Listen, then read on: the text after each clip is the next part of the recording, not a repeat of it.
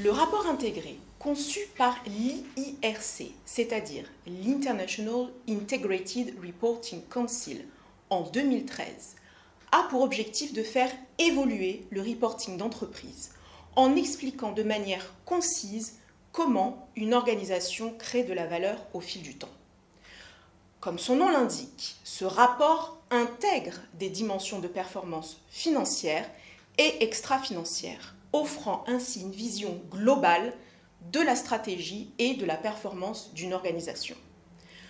Point important, l'IIRC distingue clairement la pensée intégrée, qui est une culture d'entreprise qui valorise les résultats non financiers et qui encourage la collaboration en interne. Le reporting intégré, qui repose sur la pensée intégrée et qui désigne le processus de conception du rapport intégré, et le rapport intégré lui-même, produit final de ce processus. Le rapport annuel traditionnel, souvent trop long, trop complexe et principalement axé sur les données financières, ne répond plus aux exigences des parties prenantes, y compris celles des investisseurs. En outre, le reporting d'entreprise favorise une pensée en silo et manque de lien clair entre les performances financières et non financières. Par conséquent, un changement vers un format plus inclusif et prospectif est nécessaire pour répondre efficacement aux besoins informationnels des parties prenantes. Depuis une dizaine d'années, le rapport intégré s'est largement répandu parmi les groupes cotés, mais aussi parmi les groupes non cotés et les organismes publics.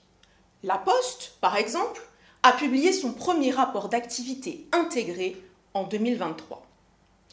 Initialement destiné aux actionnaires et aux investisseurs, ce rapport peut s'avérer aussi bénéfique pour d'autres acteurs liés à l'entreprise, comme les employés, les clients et les fournisseurs, en présentant une vue d'ensemble de la création de valeur de l'entreprise. L'idée selon laquelle la performance d'une entreprise ne se limite pas à sa dimension financière n'est pas nouvelle. Les rapports extra-financiers se multiplient et des outils de pilotage comme le Balance Scorecard ont été développés depuis les années 90. Certaines entreprises, comme Novo Nordisk, produisaient déjà des rapports intégrés avant même que l'IIRC ne formalise cette approche. En 2022, on recensait plus de 2500 entreprises dotées de rapports intégrés. Ils sont aujourd'hui partie intégrante des ressources de la fondation IFRS, dont le but principal est de définir les standards en termes de reporting extra-financier. Le rapport intégré a de l'avenir. Si son format peut évoluer, son héritage, en particulier le concept de connectivité des informations, devrait continuer d'avoir une influence significative sur le paysage du reporting d'entreprise.